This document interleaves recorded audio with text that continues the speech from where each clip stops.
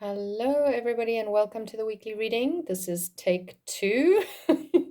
So hopefully this one goes off without a hitch. The last one had dogs barking, and then I was almost late to open the Zoom room for my yoga ladies. Well, actually, I was a bit late. So anyway, we're back. I've chosen Intune, which for me it's known as doTERRA's focus blend, but for me it's extremely grounding, and I'm thinking that's quite needed this week. And then the Clary Calm, which is a very good hormonal blend, and new moon is a time where traditionally many of us have our moon time as women, but even if you're not, it's a calming, beautiful, settling blend. So feels like those are what's needed. What's also interesting is, as much as this is an eclipse week, which makes it a big week, it's Scorpio eclipse at 2 degrees of Scorpio with Venus and there with Sun and Moon.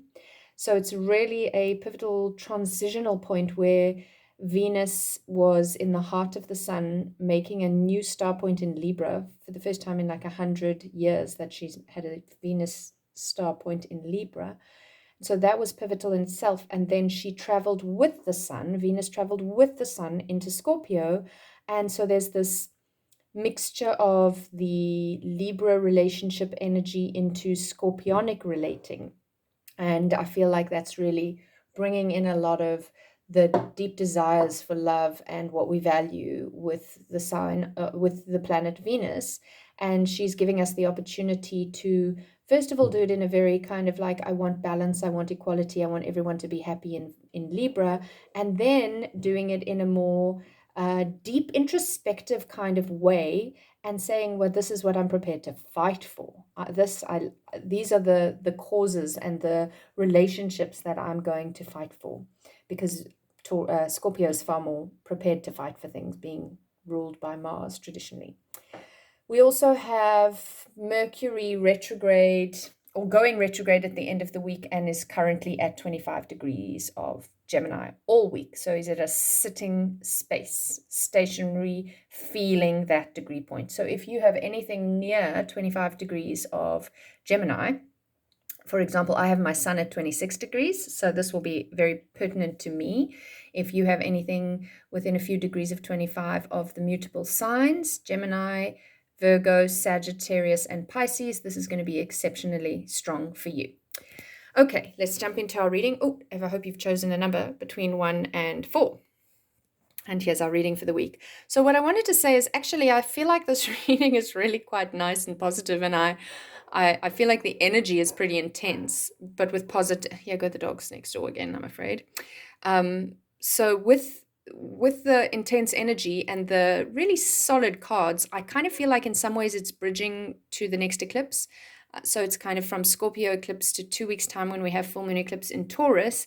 There is the promise of what this could be for us if we do the work, kind of thing. If we do our energetic housekeeping, if we do our truth seeking, if we do our releasing that which needs to be released, all those kind of jobs that sound really good and are really, really hard to do in practice, then this reading is giving us this great promise. So starting with the King of Pentacles, who is earthy and, oh, sorry, finger in the way there. He's an earth chap, and he's really wise and sage, and he's built his empire, and that doesn't necessarily have to be the empire that is, I'm a multi-millionaire entrepreneur. This very much feels to me like, what would your empire look like moving into a new earth if you could choose? Like, would you need extra money to have all the things you want? Or are those things not so important as the relationships? Remember, Venus is very present in this whole conversation. So it feels like we actually need to reevaluate what is the most important actually to us. And of course, money is important. And remember, Scorpio Taurus is on the one of the money axes, the main money axis of our astrology. So it is something where we have to have a look at the finances, but do we really need all that extra and excess stuff, or do we really need to put more in energy and intention into the relationships that are important to us? And I do think that this is like an evolution at the moment in a really, really big way. I love how the wolf here at new moon is very chilled and relaxed with his master, or who's the master? Maybe the wolf's the master. And there again, it is our instinctual natures versus our more human side. And he is obviously at full moon, he's like howling at the moon. So that also shows us that right now we're at this like sit still, be in the moment kind of thing. And maybe the energy is going to build to fruition at the full moon. So the King of Pentacles as an anchor card for this reading, he's really relaxed and happy and saying, you know, you've got this, just do the work like I did. He's very grown up, he's wise. You may even think of Saturnian kind of energy as a grandfatherly energy, and Saturn's just turned to direct as well. So he's saying in the areas of Aquarius in your chart, especially mid to late Aquarius, he's saying like, grow up. How do you grow? How are you growing up? How are you stepping forward? So if you know your astrology chart and you look where Saturn is in your chart, like the house particularly, so if it's in the seventh house of your relationships, you need to do some growing up there, or fourth house of home, roots and security, or the me house, the first house, or wherever it is, that's a growing up phase. And he's feeling positive for us, you know. Then we've got the Two of Swords, and all the cards are upright this week. She's looking without her eyes, for she's blindfolded. She is looking at the king as if, I know that there is this King of Pentacles within me. I know that there is this deep wisdom and this quiet sort of stability and knowingness, this successful masculine energy inside of me. And remember, the he, she, masculine, feminine is really just the energy, not gender specific. So she knows there's that inside her. And if you think about it, she's quite a young woman energy in this, pictured in this card. And so she's kind of growing into the wise fatherly part of herself. And this is a 2. Gemini is a sign of duality, and Mars is going retrograde there this end of this week. There's 2 crows, there's 2 paths if you look behind her. There is the scales from the Libra that we've just come through on her arm. And she has this shifting sands of time. The time is now. The time is running out. What kind of sand of time paradigm is coming through for you? And Saturn himself is all about he's Father Time. So as he's turned direct, he's like, it's time. It's time to choose. It's time to take the next step, to let go of something, South Node eclipse in Scorpio, and choose which path you're taking next.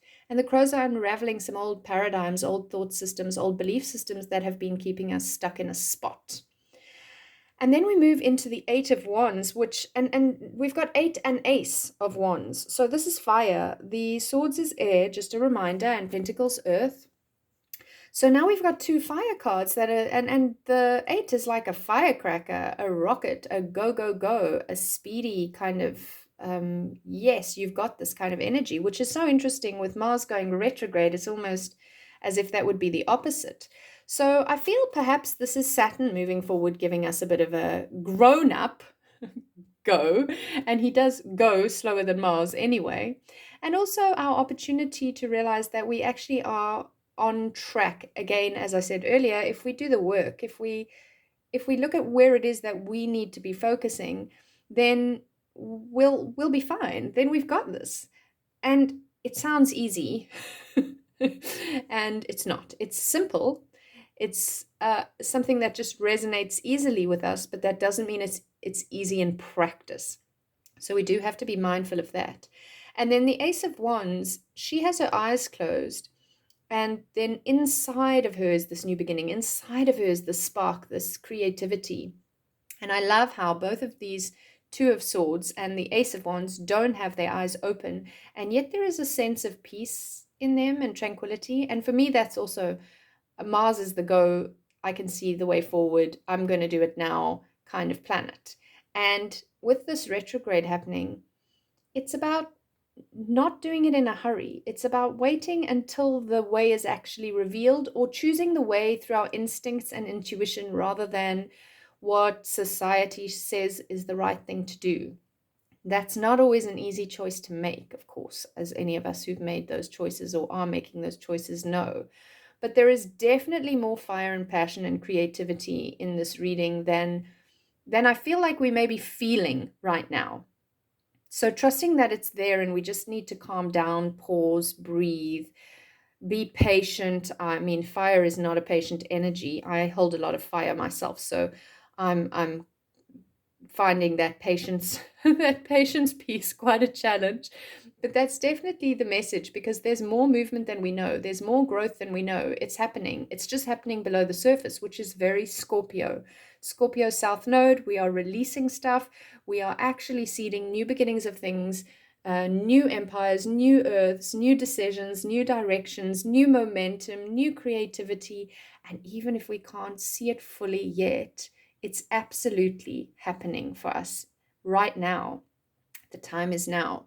And we chose to be here right now. So I feel like it's really a universal attaboy, attagirl giving us this card reading this week.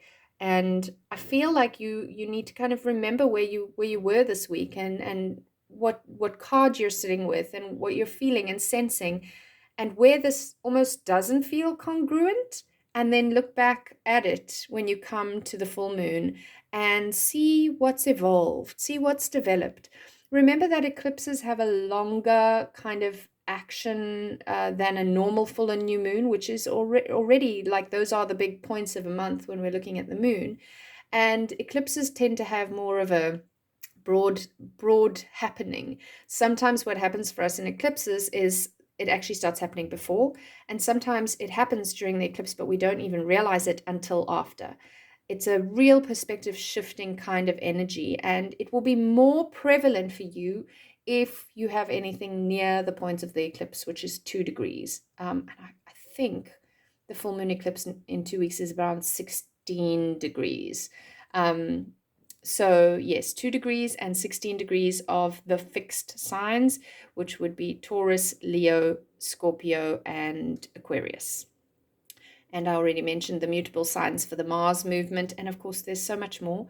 But I just feel like this reading is very pertinent for some of the astrology at the moment. So if you do know your chart, please check that out. If you're looking to get support with that, please DM me. There will be a link below this to get in touch with me if you are wanting to have a personal reading, either in astrology or with the cards. Have a beautiful week. Ride those currents of the eclipse, and I'll see you next week.